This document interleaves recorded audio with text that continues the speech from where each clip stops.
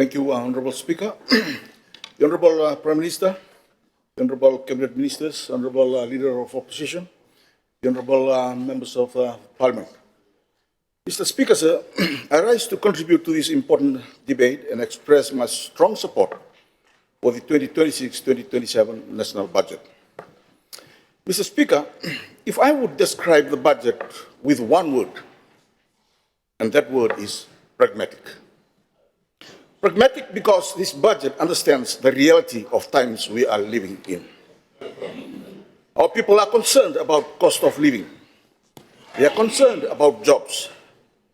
They want better roads, a reliable public transport. They want better services and economic opportunities. And Mr. Speaker, they rightly expect government to respond. But responsible leadership is not about promising everything to everyone. It is about making choices. It is about knowing what our people need today, while also preparing our country for tomorrow. And that is what this budget seeks to do. This budget is more than a statement of revenue and expenditure. It is a financial roadmap for our nation, one that reflects our collective aspirations, respond to the realities we face today, and lay the foundation for a more secure and sustainable future. It is a budget that seeks to protect the vulnerable, strengthen our economy, invest in our people, and ensure that no Fijian is left behind. Mr. Speaker, we are not living in ordinary times. Over the past decade, Fiji and the world have experienced a succession of unprecedented challenges. We endured the COVID-19 pandemic, which brought economies and societies to a standstill. Our nation has faced devastating natural disasters, including the destruction caused by the Category 5 tropical cyclone Winston. At the same time, we continue to navigate an uncertain global environment shaped by military conflicts, geopolitical tensions, disruption to global supply chains, and an energy crisis that has affected the cost of living and doing business around the world. These global shocks do not remain beyond our shores. They affect the price of fuel at the pump. They affect the cost of food on supermarket shelves. They affect the cost of construction materials, transportation, and essential services. Ultimately, they affect the daily lives of ordinary Fijian families. Against this backdrop, the responsibility of government is clear: to maintain economic stability, protect our people, support opportunity, and keep the nation moving forward. Mr. Speaker, this budget demonstrates that commitment. The allocation of $647 million to the Ministry of Health and the Medical Services recognizes a fundamental truth: the health of our people is the foundation of national development. I also commend the government's continued investment in education. Education remains one of the most powerful investments any nation can make. When we educate a child, we do not or do more than prepare the individual for employment. We strengthen families, communities, and future productive capacity of our country. Mr. Speaker, the allocation of $221 million towards social protection further demonstrates the inclusive nature of this budget. Economic progress must be measured not only by growing figures and financial indicators, but also by how well we protect those who are most vulnerable and whether ordinary Fijians are able to participate in and benefit from national development. Mr. Speaker, one of the most forward-looking initiatives in this budget is the proposed establishment of a sovereign wealth fund. This represents an important shift in how we think about national wealth. The sovereign wealth fund is not only simply about managing money today, it is about building and preserving the national wealth for tomorrow. It asks us to look beyond the immediate political and economic cycle and consider what assets and opportunities we will leave for our children and grandchildren. I I also commend the government, its government's intention to review the religious and moral enhancement initiatives and identify practical ways of strengthening values across in our society. Mr. Speaker, economic development alone cannot solve every challenge confronting our nation. The Bible emphasizes that nations through security and salvation cannot rely on economic power or military might alone. True strength is found on righteousness, justice, and dependence on God. We are seeing concerning growth within our communities, including the spread of illicit drugs, increasing HIV infections, the erosion of values, and the weakening of traditional family and community support systems. These challenges require more than government programs alone. They require the combined efforts of families, communities, faith-based organizations, traditional institutions, civil society, and government. A strong nation must build both economic prosperity and social resilience. We must invest not only in roads, ports, schools, and hospitals, but also in the values, relationships, and institutions that hold our communities together. Mr. Speaker, this brings me to the portfolio entrusted to me by my line minister, the Honorable Rofilipe Tuisawau. For an island nation such as ours, an efficient, safe, and accessible transport system is not a luxury.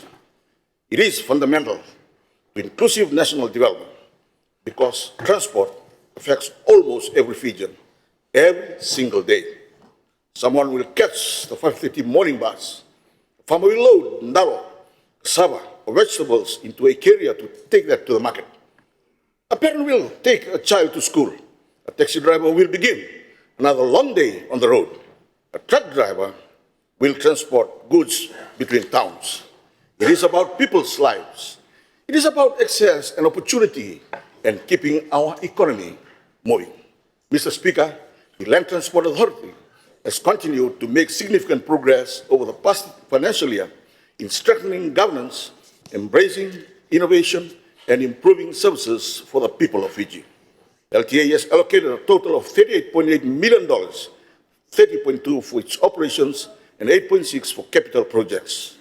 Through the implementation of the business process re-engineering program and the new NONDA digital platform, more transport services are now available online.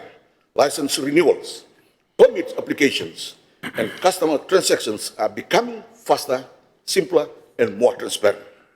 These reforms are reducing processing time, improving customers' experience, and ensuring that government services are accessible whenever and wherever they are needed. Mr. Speaker, government assures the people of Fiji that transport opportunities remain inclusive. During the past year, hundreds of new public service vehicle permits have been issued, including many serving rural and maritime communities, where access to transport is essential for economic and social development. Looking ahead in the 2026-2027 budget continues this momentum. Government through LTA will establish a new service center in Lambasa and Lakasi.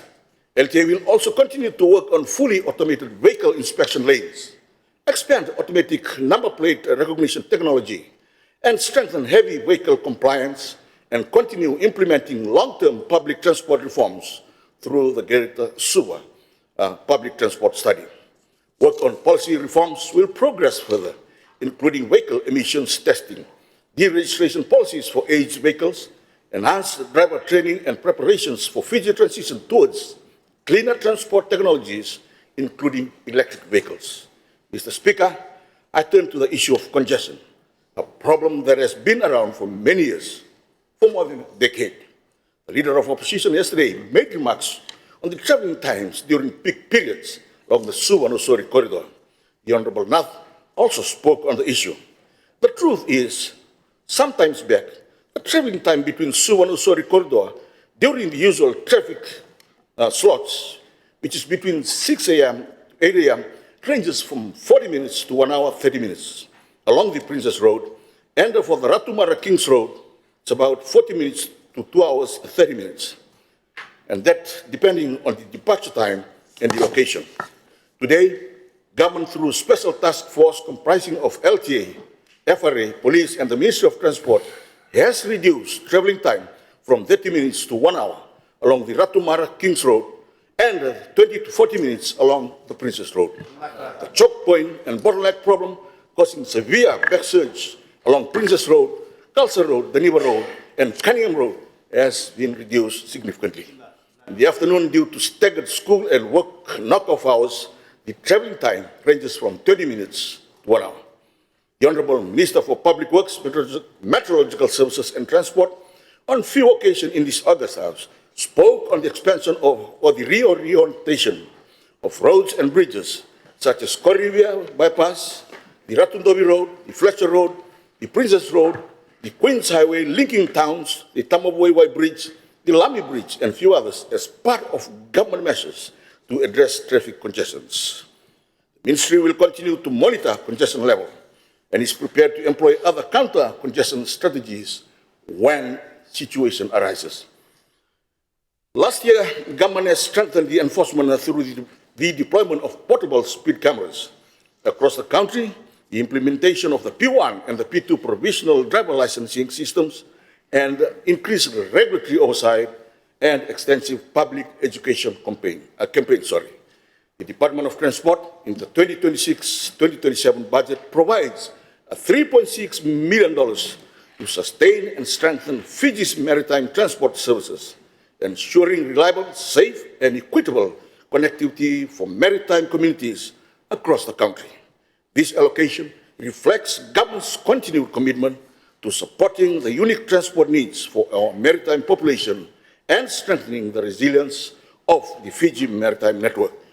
Of this amount, $3.3 million is allocated to the shipping franchise scheme to maintain its essential shipping services on uneconomical routes, ensuring that remote maritime island communities continue to receive regular and dependable transport services. A further $200,000 is provided for the freight subsidy scheme, which helps reduce the cost of transporting essential goods, construction materials, and development supplies to maritime areas. In addition, the $100,000 is allocated to the roving franchise scheme to provide flexible shipping support during emergencies, service disruptions, and other foreseen circumstances, thereby ensuring continuity of service when it needed most. Mr. Speaker, we are an island nation. Our people in Lau, Lamabiti, Kandavu, Rotuma, and Honolulu matter too. Our maritime communities are part of our national economy and future. Ferries, maritime vessels are connectors to market, education, healthcare, family, and to government services. We must therefore continue working towards maritime transport services and infrastructure that are safe, reliable, and responsive to the needs of our island communities. That responsibility rests with the Maritime Safety Authority of Fiji. Government recognizes that maritime safety cannot be compromised. That is why government has allocated $8.1 million as an operating grant and $1.2 million as capital grant to the Maritime Safety Authority of Fiji for the 2026-2027 financial year. This funding supports the specialized workforce responsible for inspecting vessels, certifying seafarers, investigating marine incidents, enforcing marine legislations, and ensuring Fiji continues to meet its international maritime obligations. I am particularly pleased that this budget provides funding to rehabilitate 4 critical navigational lighthouses located at Endua Island, Makuluba Inlet, Laguna Point, and Cape Washington. These lighthouses continue to guide vessels through Fiji waters and remain essential to protecting lives, safeguarding cargo, and preserving our maritime environment. Mr. Speaker, sir, the Maritime Safety Authority of Fiji has delivered significant results across its strategic priorities during the 2025-2026 financial year.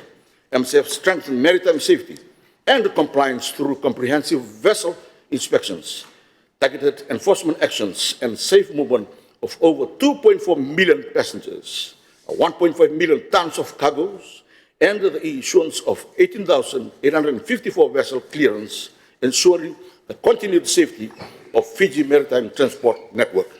MCF enhanced service efficiency by processing 1,252 ship registration applications, certifying 2,861 seafarers, and training 1,430 boat masters, licensed participants, and advancing the digitalization of licensing and certification services, which will significantly improve customer service and regulatory efficiency. Mr. Speaker, in the 2026-2027 budget for government shipping services demonstrate government commitment to maintaining a safe, reliable, and efficient fleet of vessels that serves a critical lifeline for maritime communities and support public service delivery throughout Fiji. Significant funding has also been allocated for essential operational requirements, including a $1.35 million for vessels, fuels, and oil, and a $1.3 million for vessel repairs and maintenance, and a $900,000 for annual vessel surveys and dry docking. Additional provisions will support navigational aids, office operations, utilities, training, and occupational health and safety requirements, rations, uniforms, and other critical supplies necessary to sustain effective service delivery.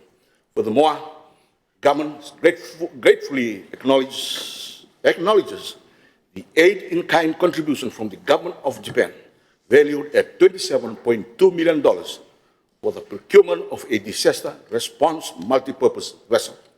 This significant contribution will greatly enhance Fiji's capacity to respond to natural disasters and emergencies, supporting the delivery of essential services to the maritime communities and strengthen national disaster preparedness and response capabilities. In conclusion, Mr. Speaker, this budget takes the responsible approach. It recognizes the need of our country are many, but our resources are not unlimited. That is why I call it pragmatic. Pragmatism does not mean that we lack ambition. It means we know where we want to go, but we are realistic about how we get there. We want better and safer roads, reliable public transport, and stronger rural connectivity. We want better maritime services, modern ports, and climate-resilient infrastructure. And we want a transport system that supports economic growth and improves the lives of our people. That is the direction. Our responsibility now is delivery. Because, Mr. Speaker, at the end of this financial year, our people will not judge us by the number of times we stood in this house and congratulated ourselves on the number of contributions and speeches we make. They will judge us by what changed. Farmer will ask, can I get to the market? The commuter, can I get to work? And the family and the maritime islands will ask, can we depend on our connections to the rest of Fiji? Those are the questions that matter. Mr. Speaker, sir, our job now is to turn the allocations in this budget into action on the ground. Plans into projects, investment into better services, and to make sure that the people of Fiji can see and feel the difference. Mr. Speaker, sir, this budget is responsible, realistic, pragmatic, and I'm proud to support it. Pinagsasabolid.